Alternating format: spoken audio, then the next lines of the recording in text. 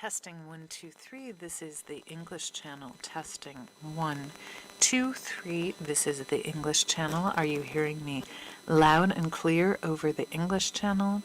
Testing 1, 2, 3. This is the interpretation booth. This is the English channel. Broadcasting from the interpretation booth. You are not hearing me yet. Yes, no, no. Testing 1, 2, 3. This is the English channel, broadcasting from the interpretation booth. This is the interpreter. I am on channel 2 English from the interpretation booth. Can you hear me? Testing 1, 2, 3. Testing 1, 2, 3. Shall I keep speaking? Is anyone hearing me? Are you getting the interpretation over the channels? No, nothing? Okay, well. This is the other console in English. Can you hear me? Can you hear this? No, I don't know. They're not listening. Oh, can you hear this one? No?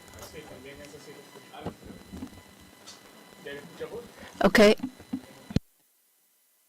Testing 1, 2, 3. This is the English channel. Testing 1, 2, 3.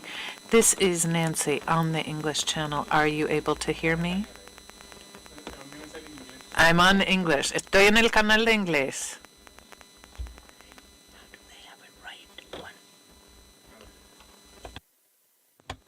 Testing 1, 2, 3. This is Nancy on the English channel. Testing 1, 2, 3. Yes, we'll test the other console. And this is Veronica on the English channel. Can you hear me? Should we test Spanish? Yeah. Okay.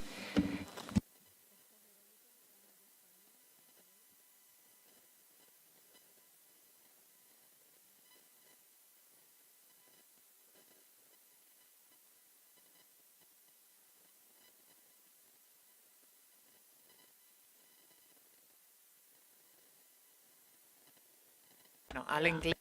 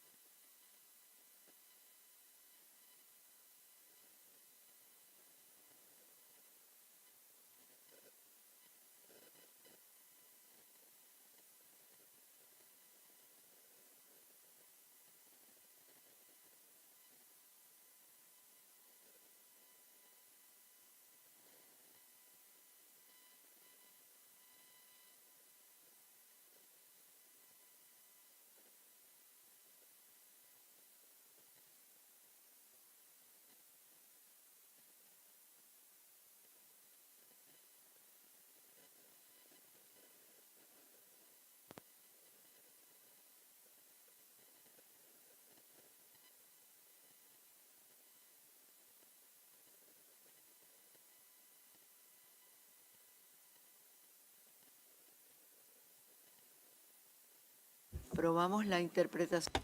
Testing the interpretation. 1, 2, 3. Español. No lo tengo. No lo tengo. En español.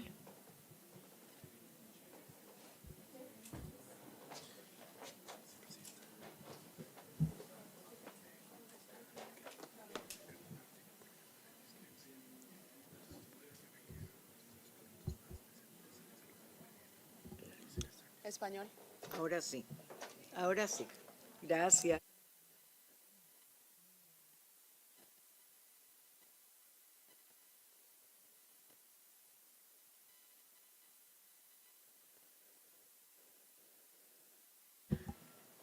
Muy buenas tardes.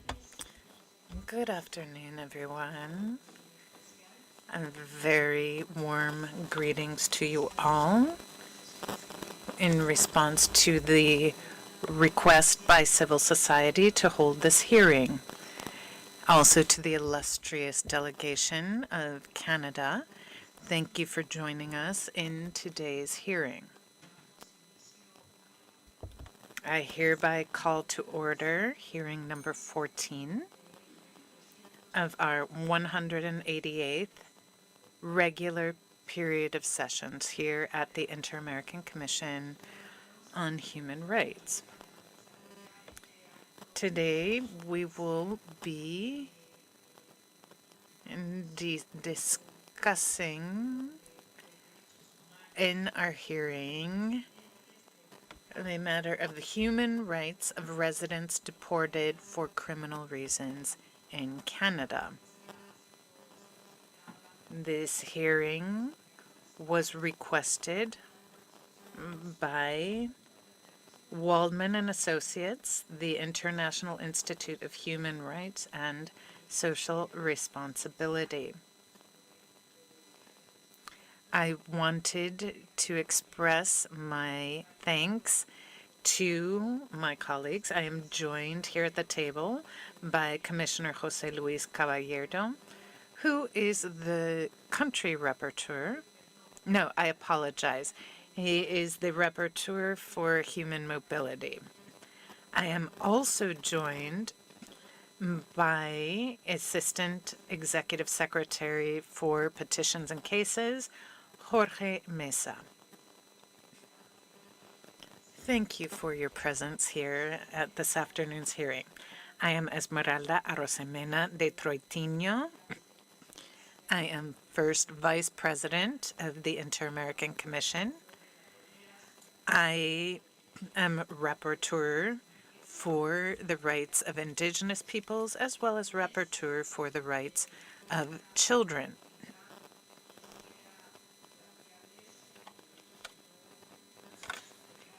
And even if you are well aware of this already, I did want to explain how we will distribute our time. Civil society will have 20 minutes. You can distribute the time amongst yourselves as you best see fit. The state will then have 20 minutes. Also, thereafter, the Commission will have the opportunity to ask its questions, and then we will give 12 minutes to each side for responses to comments made by anyone taking part in the hearing. What is the objective of this hearing for the Commission? It's important for us to have the information we need about the lack of proportionality in terms of the criminal system in Canada as far as deportation is concerned. And this is used to remove residents who have been residents for a long time. The formulas used may be used against individuals in the case of crimes. It is a violation of due process, the protection of honor, dignity, personal reputation, family life, rights enshrined in the American Convention, or the American Convention on the Rights and Duties of Man. I have already explained how we will break down the time, and without further ado, I will turn things over to the representatives of civil society.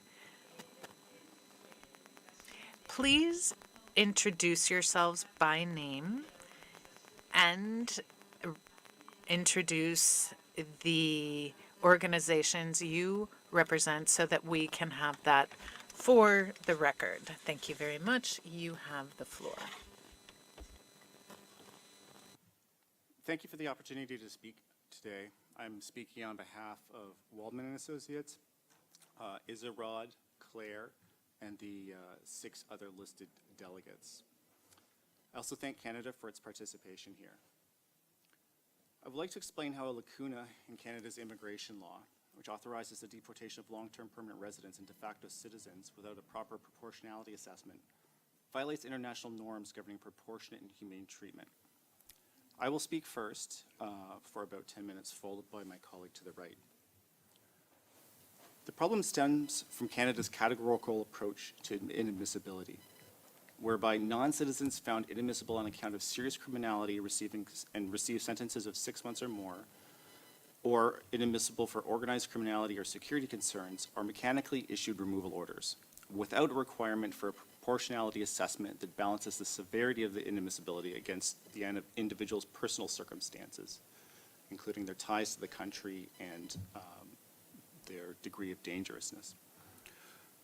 While we acknowledge that Canada, like any country, may expel citizens who break the law, we nevertheless maintain that this power ought to be exercised in a rational and proportionate manner that balances the benefit to the state in terms of safeguarding public safety against harms to the individual flowing from an expulsion that may occur following decades of permanent residence in Canada.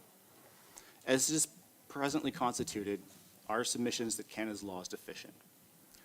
I'll begin with a brief overview of the admissibility adjudication scheme in Canada, and then I will turn to a couple of case studies that we believe are illustrative of the problem. So some background on the admissibility system. Canadian legislation establishes categorical standards governing the expulsion of non-citizens found to have engaged in criminal activity, notably Section 36, serious criminality, and Section 37, organized criminality. Regarding the former, if the permanent resident is convicted, and this is irrespective of how long they've been in the country, of any criminal offense for which the maximum sentence is 10 years, and he or she is given a 6 months or greater carceral sentence, there is no requirement for an assessment of the permanent resident's personal circumstances prior to removal from Canada. In the case of organized criminality, the bar against any proportionality assessment is absolute. I will explain the deportation process, as it has 2 stages. First, at the investigative stage, law enforcement writes up the permanent resident under the relevant admissibility provision, whether it's serious criminality or organized criminality, for example. And then the officer forwards the allegation to an immigration judge for adjudication. As the Court of Appeal has affirmed, investigators have no obligation to consider the personal circumstances when they are deciding whether to proceed against an individual at this investigative and referral stage. At the second stage, the immigration judge determines whether the admissibility allegation has been proven on a balance of probabilities. In serious criminality cases, the adjudication stage is reduced to a mere formality. The prosecutor need only demonstrate that the person concerned was convicted of an offense with a 10-year or greater maximum, irrespective of the actual sentence imposed. The judge has no equitable jurisdiction and must issue a removal order if the allegation is made out.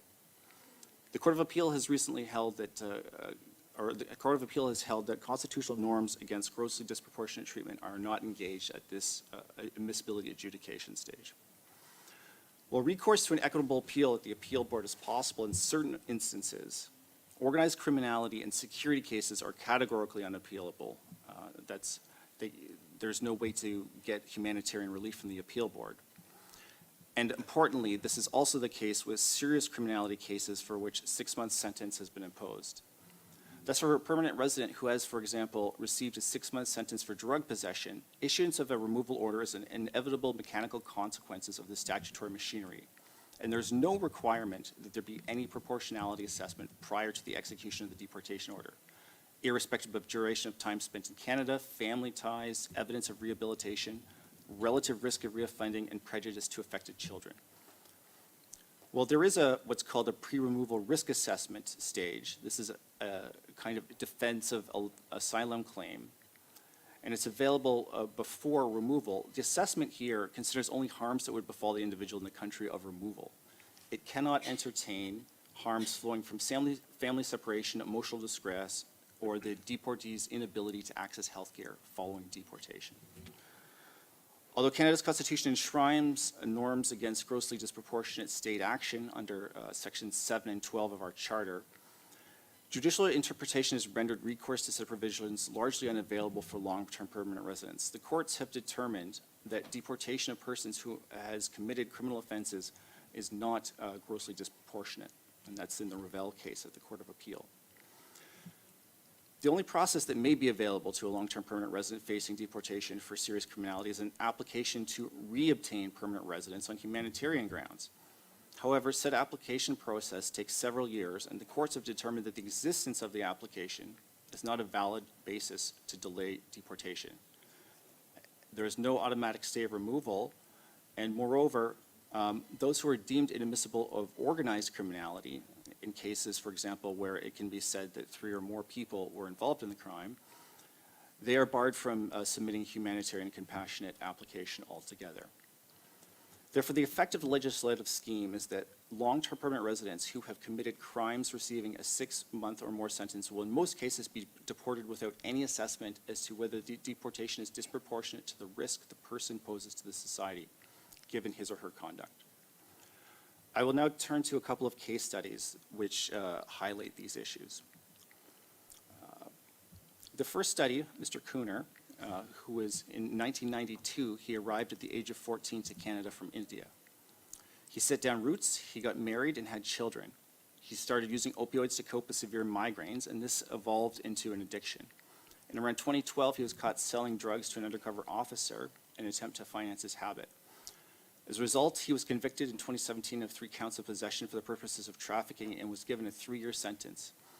In June 2018, while in prison, an immigration judge found him inadmissible for serious criminality and issued a removal order. In prison, he received methadone maintenance therapy, which enabled him to manage his addiction. He also submitted an application for permanent residence on humanitarian grounds, in which he advanced his successful efforts in addressing his addiction and rehabilitation. However, after serving 2 years in prison, he was permitted to serve the final year of the sentence in the community. One of the key factors raised in Mr. Cooner's case in his humanitarian application was that the methadone treatment he relied on to control his addiction was very difficult to obtain in the Punjab part of India, to which he would be removed. Had he been deported, he would have been deprived of this important treatment, exposing him to severe consequences, which undoubtedly would have undermined his recovery process and exposed him to risk. In July 2021, despite the fact that his humanitarian application had been pending for some 3 years, Canada scheduled Mr. Cooner for deportation in August 2021, even though there had been no assessment as to whether deportation was grossly disproportionate. After deportation was scheduled, Mr. Cooner applied for relief from the UN Human Rights Committee, which issued interim measures that prevented deportation. Otherwise, he very likely would have been removed, even though no determination was made as to the proportionality.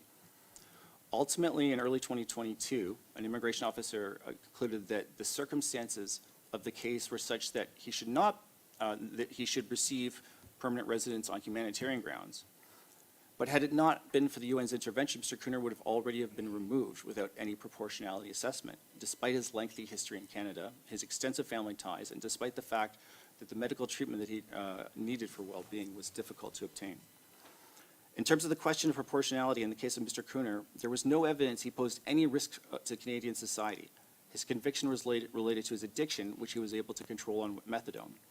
In essence, the system treated him as an abstract source of danger and didn't look into the personalized situation.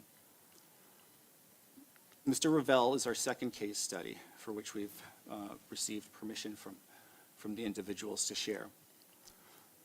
Born in the United Kingdom, Mr. Ravel arrived in Canada with his family at age 10.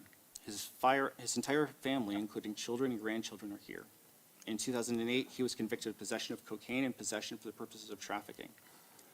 The immigration authorities considered removal at that time, but opted not to proceed. In 2013, Mr. Ravel pleaded guilty to assault with a weapon, being a TV remote, and assault causing bodily harm owing to a domestic situation with his then girlfriend. He pleaded guilty and received a suspended sentence, no jail time, which prompted the authorities to revisit their decision to overlook the 2008 convictions. Following an admissibility hearing, an immigration judge ruled him inadmissible for criminality and organized criminality, given that more than 2 people were involved, and ordered him deported.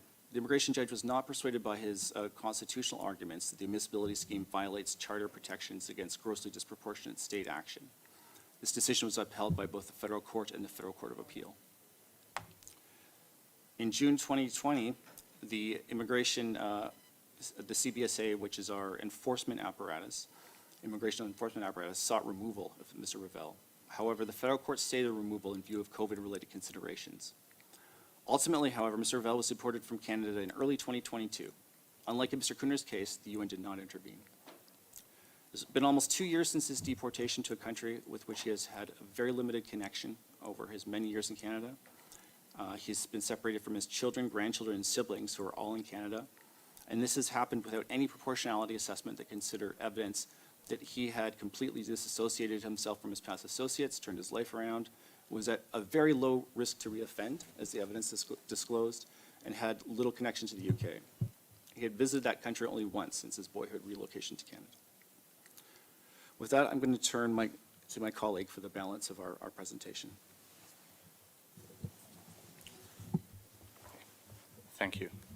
My name is Juan Ignacio Rodriguez, and I speak on behalf of the International Institute of Social Responsibility and Human Rights. Commissioners, members of the Commission, and state authorities. I will now discuss the legal standards and principles that are being violated by Canada's inadmissibility system and by the expulsion of non-citizens who have engaged in criminal activity. I will first address the issue of discriminatory measures against long-term permanent residents, and second, I will discuss the issue of the lack of proportionality in the deportation against them. I will also address how these violations affect the right to a fair trial and due process, the right to security of the person, their dignity, the right to family life, and the right to private life. The principle of non-discrimination is a cornerstone of human rights law. It is included in every international human rights instrument. This is also enshrined in the American Declaration of the Rights and Duties of Man, which was signed by Canada. When justice discriminates, it ceases to be justice. However, Canada's regime of deportation of long-term permanent residents discriminates based on the person's non-citizen status, denying them the right to a fair trial by not allowing a proportionality assessment of their deportation. It must be clear that we are not here to excuse criminality, but to seek justice where the punishment does not fit the crime and where the sentence is a life in exile from one's home and from one's family. As stated before by my colleague, Canada restricts the rights of long-term permanent residents. According to the Court of Appeals, investigators have no obligation to consider the personal circumstances when deciding whether to proceed against an individual. Also, prosecutors need only demonstrate that the person concerned was convicted of an offense with a 10-year possible sentence. The actual sentence must not be taken into consideration. Constitutional norms against grossly disproportionate treatment are not engaged at the admissibility adjudication states. Also, cases of organized criminality and security are categorically unappealable. This is a clear discrimination based on nationality, as these restrictions on the right to a fair trial and to legal recourse are only faced by non-citizens.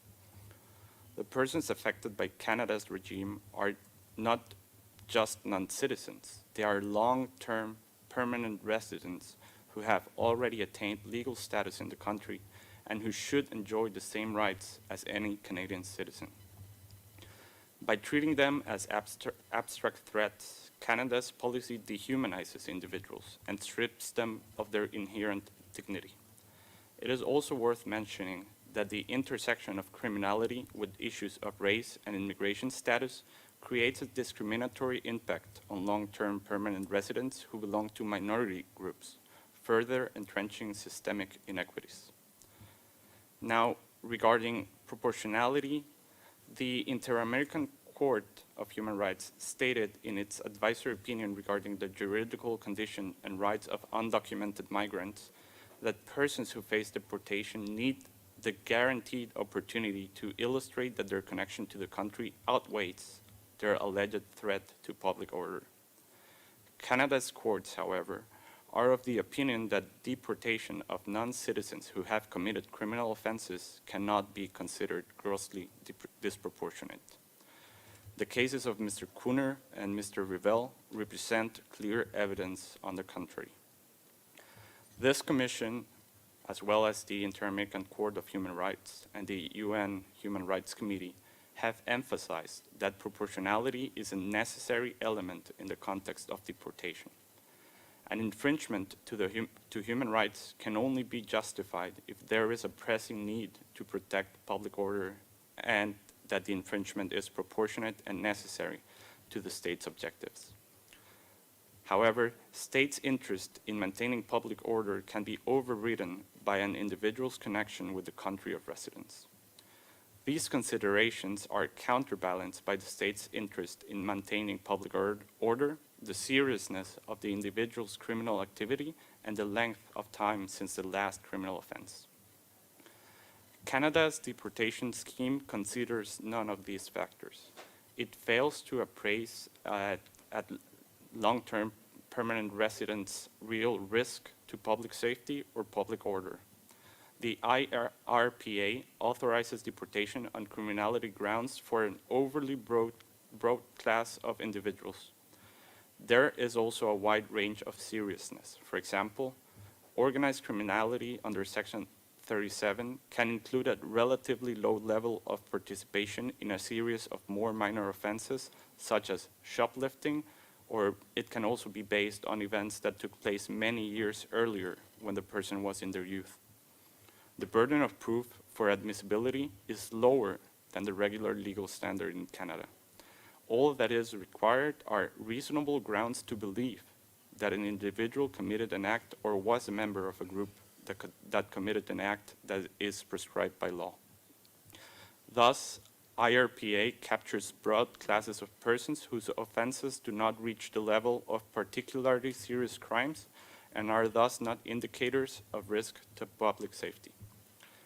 Furthermore, the process does not consider whether the person is unlikely to reoffend or whether the sentence is unusually more severe, given variations in sentencing patterns across jurisdictions. In an important number of cases, long-term permanent residents are persons who arrived to Canada at a young age and have now spent the majority of their life in the country. They have almost no connection with their country of origin in some cases, and in almost all cases, they have already built a life in Canada. This is ignored by the criminal inadmissibility scheme. A policy that inflicts trauma indiscriminately cannot be considered a tool of justice. Again, we are not looking for persons to have immunity from prosecution. We are denouncing the lack of fairness and proportionality, and we are asking Canada to uphold the basic human rights standards it has pledged to protect. Finally, states have a duty to properly examine the extent of the hardship that the persons would experience if returned to their country of origin. The disproportionate deportation threatens the mental integrity of long-term permanent residents, which in some cases could amount to cruel, inhuman, or degrading treatment. The process of deportation exposes them to psychological harm, as reintegration into their host countries is not easy, and they may even experience social alienation. Also, long-term permanent residents may have family members who are also long-term permanent residents or who are even Canadian citizens, and therefore, as only the one who committed the crime is deported, their families are separated with no justifiable reason. Commissioners, I end my presentation with this thought. Society is judged not by how it treats its most privileged citizens, but by how it treats those who have erred, repented, and seek to live a life of dignity. Thank you. Muchísimas gracias. Thank you very much. We will then hand the floor to the state. Madam Chairman, observers, members of the Secretariat, and of course to civil society representatives across. I compliment you all for being here today, and I think what I hope is our shared commitment to more just and livable Americas, including Canada. My name is Stuart Savage. I am Canada's permanent representative to the Organization of American States, not a legal expert. So what I'm reading today is provided by our experts back in Ottawa. And I hope I can respect the time limit you've given us. I will try to read quickly. Regardless, we will submit this in writing so that you will have the full presentation. One important point, though, is to note that Canada is a strong supporter of the Inter-American human rights system. The Inter-American Commission on Human Rights plays a critically important role within that system and in promoting and protecting human rights in the Americas, and Canada salutes and supports that. I'd like to take this opportunity to reiterate Canada's commitment to and engagement with the vital institution that is the Commission, and thank you for the opportunity today to respond to the civil society's comments on our immigration system. In particular, I would like to begin with my comments by stating that the Government of Canada's legislative framework pertaining to inadmissibility is intended to protect public health and safety and to maintain the security of Canadian society while also establishing a robust, comprehensive system to protect human rights of non-citizens. Canada is a staunch defender of human rights, and both at home and abroad, and our immigration and refugee system has multiple safeguards to protect human rights of non-citizens. I will be referring throughout my presentation to Canada's Immigration Refugee Protection Act, the IRPA, which was also referred to in the other presentation, or IRPA. A lot of us use the short form IRPA. The IRPA is the primary federal legislation regulating immigration to Canada. The IRPA specifically defines the grounds for inadmissibility, according to which a foreign national and, in some scenarios, a permanent resident can be found inadmissible to Canada and therefore potentially subject to removal. These grounds are narrowly defined and are applied in a manner that is procedurally fair. The person affected receives fair notice of the grounds for their potential inadmissibility. Then, they have the opportunity to participate in a decision-making process by making written submissions. All inadmissibility decisions are subject to judicial review for their reasonableness and fairness. In some cases, permanent residents inadmissible on the grounds of serious criminality may also appeal a decision to make a removal order against them to the Immigration Appeal Division of the Immigration and Refugee Board of Canada. Persons who have been found inadmissible to Canada can avail themselves of a number of mechanisms to bring their particular circumstances to the attention of authorities. Most importantly, from the perspective of international human rights law, the IRPA protects against refoulement. Canadian law affords all inadmissible non-citizens, with only a few rare and specific exceptions, an opportunity to establish whether their removal will result in a danger of torture, risk to life, or risk of cruel and unusual punishment. This assessment involves a procedurally fair and individualized evaluation of risk based on the individual's circumstances and the circumstances in the country where the removal is being contemplated. All decisions in the immigration process, including inadmissibility and risk assessments, are subject to judicial review, including for their consistency with the Canadian Charter of Rights and Freedoms. The Supreme Court of Canada has long held that it is constitutional for non-Canadians, including permanent residents, long-term or otherwise, to be subject to immigration enforcement measures and possibly removal if they are found inadmissible. This has included consideration of whether removal is contrary to Section 12 of the Canadian Charter of Rights and Freedoms, which prohibits cruel and unusual treatment or punishment, as well as Section 7, which guarantees the right to life, liberty, and security of the person, including against any grossly disproportionate deprivations of those rights. In 2019, the Federal Court of Appeal reaffirmed that it is constitutional for a long-term permanent resident to be subject to loss of their immigration status and removal from Canada. I would now like to take a moment to explain in greater detail the grounds for inadmissibility, the process for finding a person inadmissible, and the mechanisms that can potentially benefit persons who have been found inadmissible.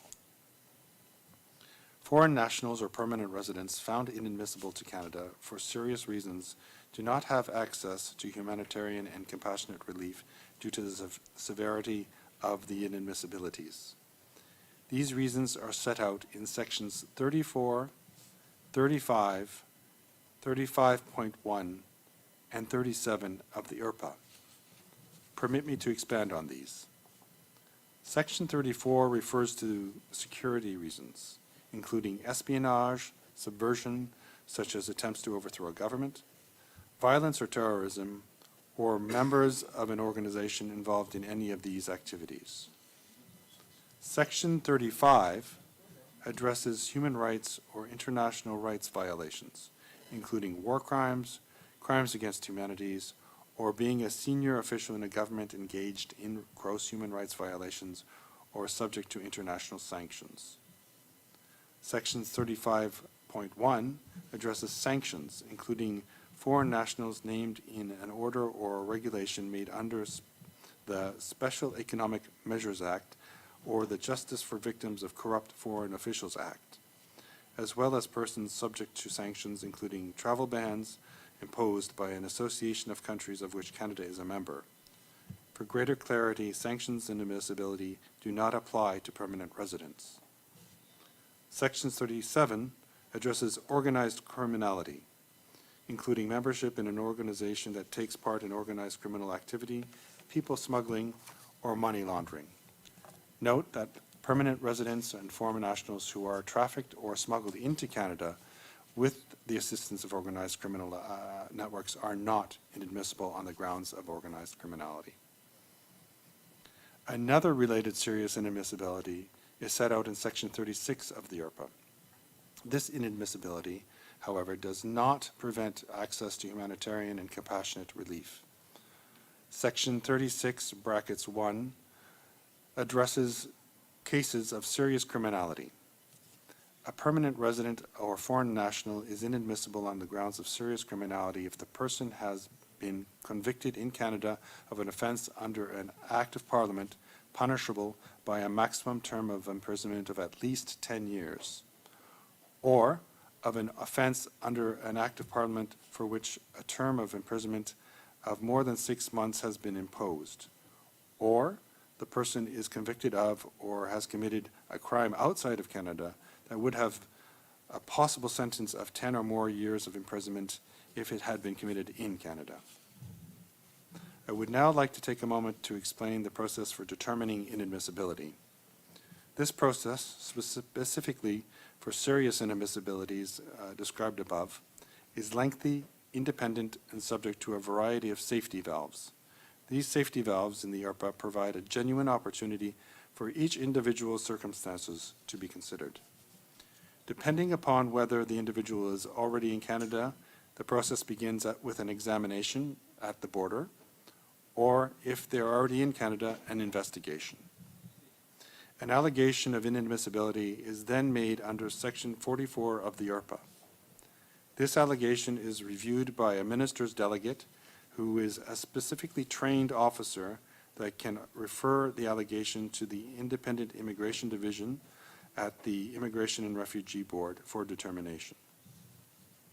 At each stage of the inadmissibility determination process, applicants are notified of the reasons for which they are alleged to be inadmissible and are given an opportunity to make written submissions in response to allegations. They may also retain legal counsel to assist them in the preparation of their submissions and represent them at the admissibility hearing. The Immigration Division will review the facts submitted by both sides and determine whether or not a person is inadmissible to Canada and issue a removal order if appropriate. Each decision, that is, the allegations of inadmissibility, the referral by the minister's delegate, and the inadmissibility finding by the Immigration Division, can be submitted to us separately for judicial review, where the federal court can review each decision for procedural fairness, reasonableness, and compliance with Canada's Charter of Rights and Freedoms. As I mentioned earlier, persons who have been found inadmissible can potentially benefit from a number of mechanisms to avoid removal from Canada. In some cases, these may allow individuals to gain relief from the inadmissibility determination itself. While the availability of mechanisms to avoid removal narrows in a manner consistent with the severity of the grounds of inadmissibility, at no point is the availability of mechanisms provided by the IRPA reduced to zero. At no point is it reduced to zero. Generally, the more serious the ground of inadmissibility, the fewer discretionary remedies are available. The first of these is a judicial review of inadmissibility determinations. Just as each step in an inadmissibility process can be submitted to judicial review, so can the inadmissibility determination itself. The federal court and the Federal Court of Appeal can both be asked to review the decision. The second is a temporary resident permit. Under Section 24 of the IRPA, a foreign national who is inadmissible to Canada may be issued a temporary resident permit to overcome an inadmissibility to Canada if the officer is of the opinion that it is justified. This is a temporary facilitation mechanism, and officers have discretionary authority entrusted by legislation to issue such a permit. The permit can be canceled at any time. The next mechanism I would like to highlight falls under Section 25.2(1) of the IRPA, which specifies the Minister of Immigration, Refugees, and Citizenship may grant an exemption from any applicable criteria or obligation of the IRPA if the foreign national complies with any conditions imposed by the minister and the minister is of the opinion that it is justified by public policy considerations. This public policy authority may be used to grant permanent residence status to individual inadmissibilities, may be granted permanent, The public policy authority may be used to grant permanent resident status to individuals inadmissible on any ground, including serious inadmissibilities. Humanitarian and compassionate grounds are at the discretion of authorities entrusted under the IRPA to the Minister of Immigration, Refugees, and Citizenship. The minister can grant exemptions or permanent residence in exceptional circumstances and/or cases not anticipated by the legislation. A humanitarian and compassionate request may be made by any applicant for permanent residence, Section .25, or on initiative of the minister, Section 25.1, except where the foreign national is inadmissible under Sections 34, 35, 31.1, or 37, those I mentioned earlier, of the IRPA. This authority would apply in cases where the minister is of the opinion that granting such an exemption or status is justified by humanitarian and compassionate considerations, taking into account the best interests, for example, of children that may be directly affected. Common factors that may be part of the minister's assessment include the applicant's establishment in Canada, the physical and mental health impacts of the removal on the individual, the impact of the removal on family members, and any other factors that might warrant allowing them to remain in Canada despite being inadmissible. This safety valve is not available to persons inadmissible under Sections 34, 35, 35.1, and 37 of the IRPA due to the nature and seriousness of the acts committed by the person found inadmissible on those grounds. The great majority of inadmissible persons who are ineligible for humanitarian and compassionate consideration may apply for ministerial relief under Section 42.1 of the IRPA. This section permits the Minister of Public Safety to declare that a person is no longer inadmissible if they testify and satisfy the minister that to do so would not be contrary to the national interest. It should be noted that only a very narrow subset of inadmissible persons are ineligible for both humanitarian and compassionate consideration and ministerial relief. These are individuals who have been found to have engaged in conduct that the international community almost unanimously condemns, consistent with international law. This would consist of individuals found to have actually committed an act outside of Canada that constitutes a war crime, genocide, or a crime against humanity, or those whose entry into or stay in Canada is restricted by sanctions, whether from an international organization or domestic law.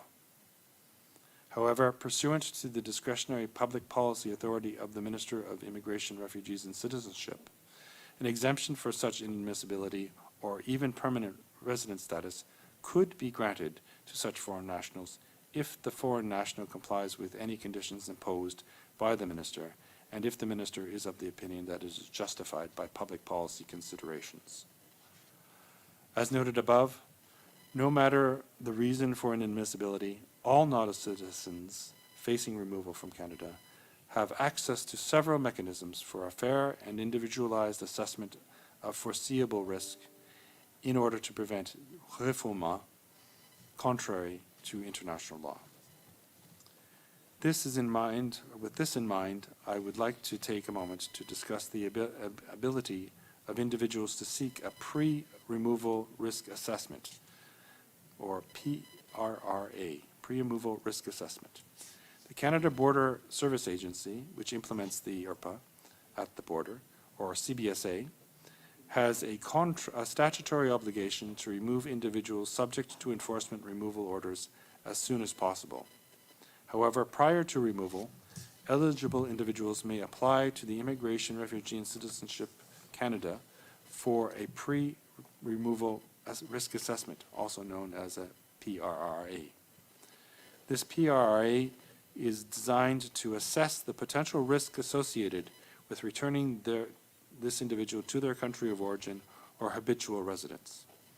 During the removal interview, the removal officer will determine if any practical impediments to removal exist, such as a lack of valid travel documents. The officer will attempt to resolve most of these impediments prior to inviting the individual to apply for a PRRA. Once the officer determines that the removal can proceed, the individual is invited to submit a PRRA application. If the individual chooses to do so and submits the application within the prescribed timeline, the application will serve as a stay of removal until a decision is made on the PRRA application. If a person is found to be at risk of prosecution, torture, risk to life, or cruel or unusual punishment, the removal will be cancelled and the person will, in most cases, be granted protected person status and have an opportunity to apply for permanent residency in Canada. Persons who are inadmissible on serious grounds, for example, serious criminality, security, violations of human rights, or organized crime, will receive a restricted assessment. In other words, the PRRA will assess the risk of torture and the risk of life or cruel and unusual treatment and punishment. The assessment does not assess the risk of persecution. In case of a positive decision with restricted assessment, the individual would not be granted protected status, but would benefit from a stay of removal until circumstances change in their source country and can be safely removed. If the person is not found to be at risk, the CBSA would begin removal arrangements such as obtaining travel documents and making flight arrangements. With your permission, I think I have about 2 minutes worth of text left, so I will try to barrel through. I would now like to turn to the removal process and explain measures to allow the possible deferral of removals. When scheduling a departure date, removals officers will allow sufficient time for individuals to organize their personal affairs prior to removal. Removal officers can also temporarily defer removal where failure to do so will expose the individual to a risk of death, extreme sanctions, or inhumane treatment. Removal may also be deferred in other exceptional circumstances brought forward by the individual. Examples could include the short-term best interest of the child, the individual being removed being medically unfit for travel, etc. The discretion a removal officer may exercise in such cases is very limited and is restricted to when a removal order would be executed rather than whether the individual will be removed. It should be noted that a removal order officer cannot defer a removal indefinitely. If a temporary deferral or removal is granted by the removal officer, the removal will be postponed temporarily. Conversely, if the removal officer denies the request, the removal will proceed. When an individual's request for a deferral is denied, they are able to apply to a federal court of Canada for a judicial review of that decision. They can also simultaneously submit a stay motion to suspend the removal order for a period of time. If the federal court grants the stay motion, the scheduled removal will be canceled. In concluding, I'd like to say to reiterate Canada's legislative and operational framework for immigration, including inadmissibility and removals, is consistent with Canada's obligations under international human rights laws, including the norms of the inter-American system. As is well established, removal of a foreign national does not in and of itself amount to torture or cruel, inhumane, or degrading treatment or punishment. International human rights law prohibits the removal of foreign nationals where it would expose them to certain risks. In particular, the risk of death, torture, or other irreparable harm. International law also generally requires legality and fairness in the removal process and access to effective remedies. As illustrated in my preceding comments, Canada's system fulfills these requirements, including in relation to persons found inadmissible on serious grounds. Canada has established a fair process for decision-making on inadmissibility, with numerous processes available to those who have been found inadmissible, and fair procedures for individualized risk assessment for those facing removal. All of these processes are subject to judicial review. A decision to remove an individual from Canada is not taken lightly. Every individual facing removal is entitled to due process, but once all avenues have been exhausted, an individual may be removed from Canada in accordance with Canadian law. Let me reiterate that Canada takes its human rights obligations seriously and is committed to maintaining a constructive dialogue with the Inter-American Commission on Human Rights, which is a vital aspect of a strong and effective international human rights system. I thank you for this opportunity today. Muchísimas gracias. Vamos ahora a la segunda. Thank you very much. And we'll go to the second part of the participation of the commissioners and the technical secretariat.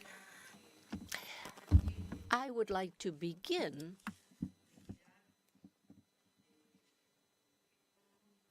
by mentioning the complexity of this enormous group of guidelines and laws. I think there are two positions that are facing each other here and are opposing positions.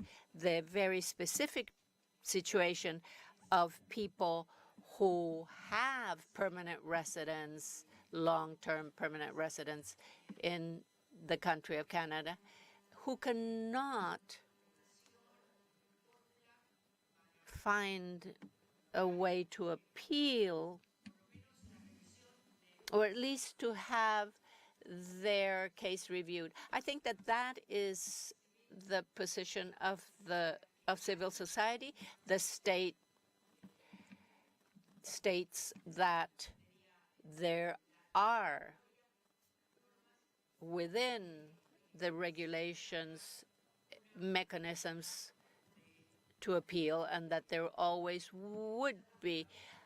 I don't want to use the word appeal because it is not the appellation reason, but there are different ways to take care of someone who is trying to not be removed from Canada. So there are other issues such as it's not a matter of immunity, but the need for a procedure that would allow an opinion of a certain party. We say the possibility to have recourse. At the end of our presentation, we would like to receive comments from both parties. I will hand the floor to Commissioner Jose Luis, so that as the rapporteur for human mobility, because this implies this concept of what human mobility can be in specific cases as those proposed by the civil society. Good afternoon. I greet the President, Commissioner, the Executive Secretary, Jorge Mesa, and I greet the people here from civil society and the state. Thank you all for your presentations to provide further clarity of what is going on, regarding what is going on. As the commissioners said, I would like to focus on a very important matter. I believe that the state, in a very clear fashion, explained the legislation of Canada and in a vigorous manner stated due process points and articulation that, as Commissioner Esmeralda mentioned, illustrate the possibility of how you can act in different situations and instances. So I think that could sort of be basis for some questions or points. But I'd like to look at this from the international point of view. 419 resolution of the principles of human rights of this Inter-American resolution speaks of due process for immigrants, not just refugees, but any immigrant. Within that context, the Inter-American principles tie the state Canada with its Declaration of the American Rights of Man and the universal system of human rights and civil and political rights. So from the international point of view, there are certain principles, not just due process, but long permanence in a country.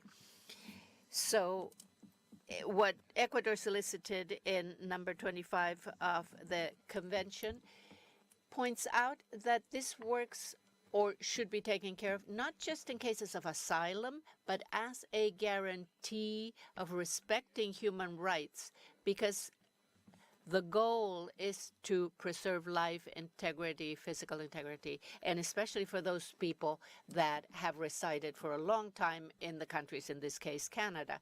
That is something that I wanted to point out when we're speaking of not sending a person back to a country where they would suffer harm.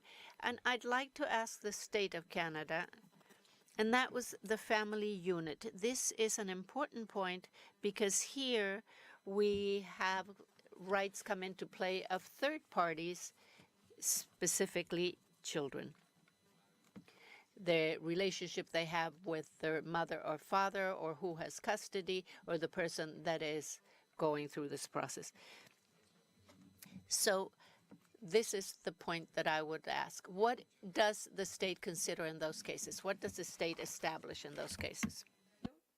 Thank you, Commissioner. Jorge Mesa, Assistant Executive Secretary. Thank you very much to you, Madam President, and to the rapporteur. I think the questions already raised cover much of what I had in mind, but I would like some clarifications here. First, the matter of inadmissibility because of criminality applies to just a certain type of crimes. That's my understanding. So if you could provide further details on that. And if the lack of evaluation of admissibility occurs during an administrative phase or a legal or judicial phase, because according to the state, there is a possibility to have this reviewed in a broader way. So, does this take place, or the lack of it, Is it in the administrative phase or in the legal phase? Because that would have a major impact.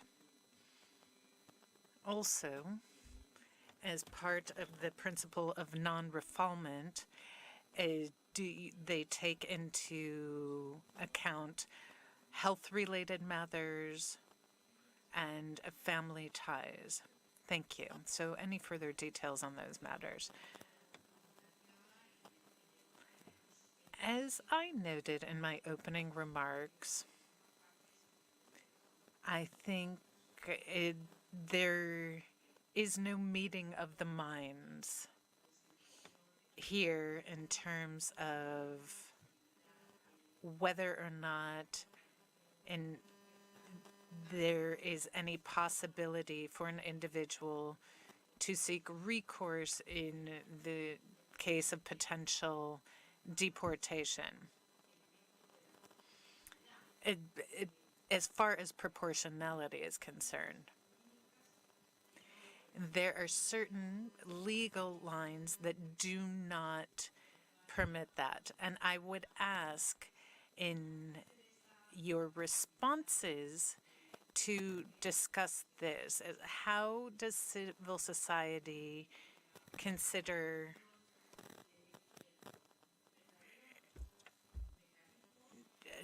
this matter of true mechanisms, formulas, or mechanisms whereby the individuals that you and whose cases you shared with us or others like them have the ability to appeal or seek recourse? I'm considering this particularly in terms of the rights of the child. The state raised this point, particularly in the case when a decision to deport would impact the best interest of the child. And this would be family separation, family ties would be broken. Is that something that carries any weight during an evaluation of the potential deportation? It seems to me that it might, and I apologize if I didn't understand this completely. My understanding is there are possibility and even under those assumptions. Now, but of course, a crime has to be committed. So I feel like I just need some clarification. Is there or is there not any option for appeal or consideration of those factors in one of these cases? So I will first give the floor back to civil society, and then the state will have its opportunity to speak.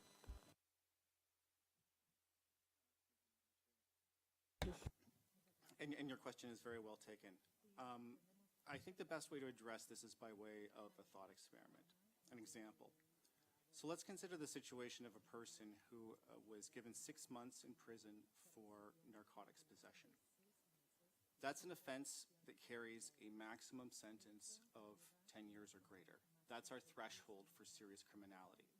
So that means a serious criminality standard is engaged for that person. So what happens next? An investigator writes up the individual under Section 36 and alleges that they're inadmissible for serious criminality because of their conviction. Well, next step is that if that report is rational and well-founded, it gets referred to an immigration judge. Now, it's very important here to consider what that judge's jurisdiction is. That judge's jurisdiction is to determine whether the offense, whether they have before them the person in question, whether that offense did carry a sentence of 10 years or more, and that's about it. So Canada makes a lot about the ability, the requirements for procedural fairness and due process and the availability of judicial review. But what is there for the judge to review? The person in our thought experiment has been found guilty. They got a sentence of 6 months. If the immigration judge makes a mistake and the facts were that the sentence was 5 months or that it was a petty crime where there was a maximum sentence of less than 10 years, well, then there'd be something for the federal court to review. But when we're dealing with the categorical standards set out in our immigration legislation, the IRPA, there was very little for the court to do absent certain extraordinary circumstances. So continuing with our thought experiment, this person will be mechanically found to be inadmissible to Canada for serious criminality. They will lose their permanent resident status at that point before the immigration judge. There will be no ability to consider the best interests of the child before the immigration judge or any other personal circumstances, including the individual's length of time in Canada. Once that removal order is issued, it is enforceable. And as Canada has pointed out, the discretion to defer is very narrow, and the enforcement apparatus of the state has a mandate to carry out that enforcement promptly. So what else can this person do that's been issued a removal order, and the state is knocking on his door saying, we want to execute this order? Well, Canada brought the example of a humanitarian and compassion application. Yes, the person could make a humanitarian and compassion application to regain permanent residence, but that is a very lengthy process. It typically takes years. In non-complicated cases, Canada, on their online system, estimates about 22 to 24 months. In serious criminality cases where there's fewer ministers, delegates authorized to consider the circumstances, it may take quite a bit longer. So that person can be removed from Canada while the humanitarian application is in process. So let's imagine that the person is removed in Canada. They're removed to the country that they may have had no connection to for many, many years. And in our two cases that we presented, both people came to Canada as children, but faced removal as adults.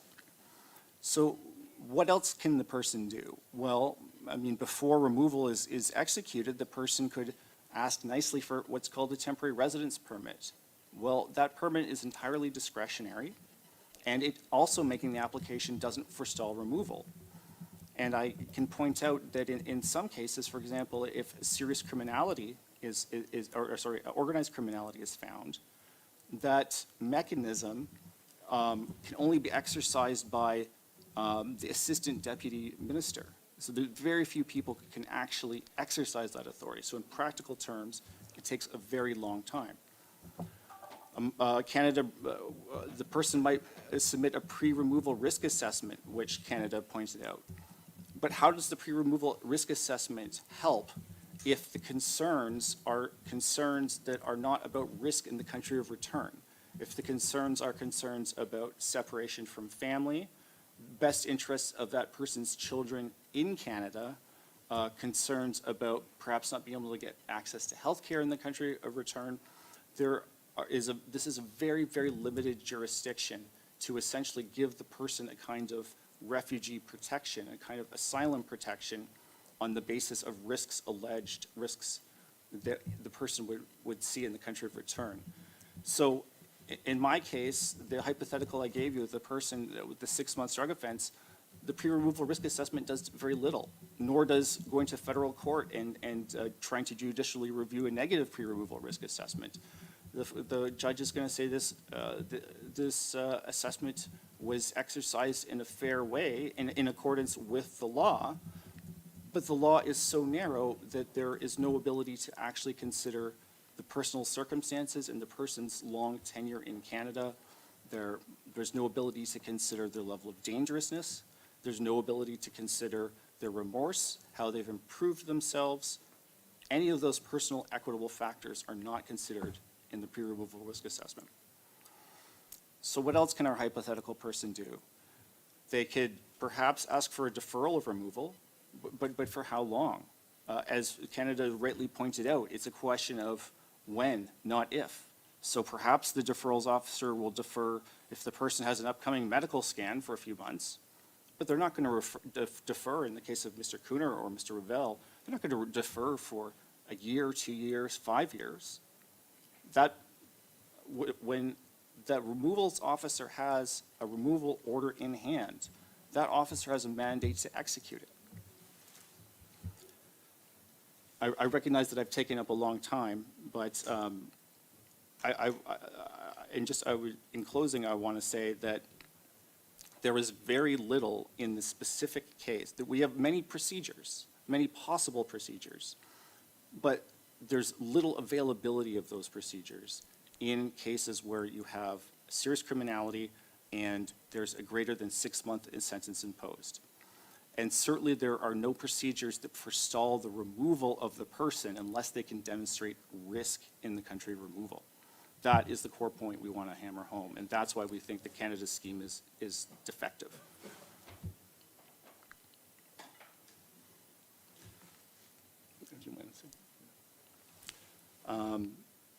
I believe I have about 4 more minutes. So I just want to clarify a point because Canada raised it at the investigative stage. So Canada mentioned that there's the ability of an officer to do an investigative report and determine whether they think an individual is inadmissible, and then that report has to be assessed by a different officer to be determined whether it's well-founded. The Court of Appeal has recently reaffirmed that stage, there is no obligation to consider personal considerations. There is no obligation it's essentially a prosecutorial discretion. There is no ability, there's no requirement for the officer to say, well, I think this person's been here for 40 years. That should be taken into consideration. There's no ability for the officer to say, well, I think this person has really turned themselves around based upon the evidence before me. So my friend points out that there's the ability to give submissions to the officer. There's the ability, the officer has to consider those submissions, but what is the officer to do with those submissions? When we have the Court of Appeal saying there is no requirement to do a humanitarian assessment, there's no requirement to do a discretionary assessment at that stage, at this prosecutorial discretion stage. We might hope that an officer just decides not to write up the person or refer them, but there's no legal requirement there. And so our concern is the mechanical operation of the law, and that this prosecutorial discretion stage is not a real, especially considering what the Court of Appeal has recently told us, it's not a real and effective remedy for a long-term permanent residence facing deportation after decades in the country.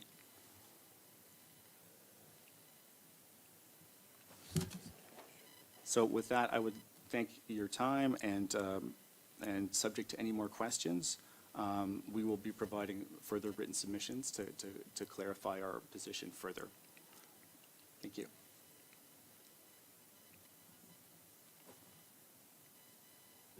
Muchas gracias. Thank you very much. It's very important. And now the representatives of the state have the floor. Experts, so I can't really directly respond to your questions. We've taken note, and we will seek to provide you written answers. If you would like, though, I could reread the sections that refer to the issue of the child and or the RRP, but it's as you wish. You'll be getting the text anyway. So.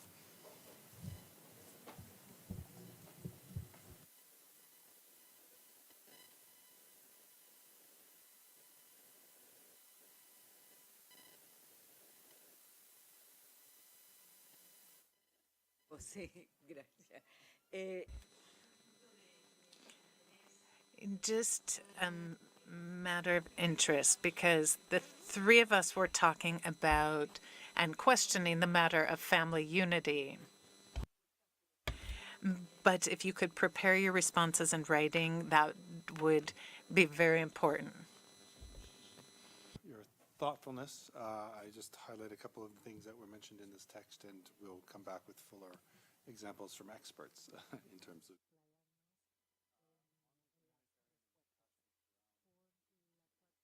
admissible case. The request for such an exemption can be initiated by the applicant or by the minister or his representatives or her representatives, and that humanitarian and compassionate grounds gives the authority for the minister or his representatives to grant an exemption to the status justified by humanitarian and just compassionate considerations, taking into account the best interest of children directly affected. So family members or nieces or whomever might be directly affected by the removal. Also, in terms of deferring a removal of an inadmissible person, examples include that they can be done based on the interest of the children. So just to give you two examples where minimally children can be taken into consideration in terms of inadmissibility or deferring inadmissibility. Thank you for your time.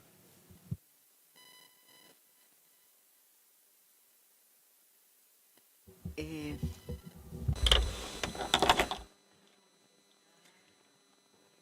We will hereby adjourn this hearing. I would like to thank both parties for coming to discuss a matter of great interest.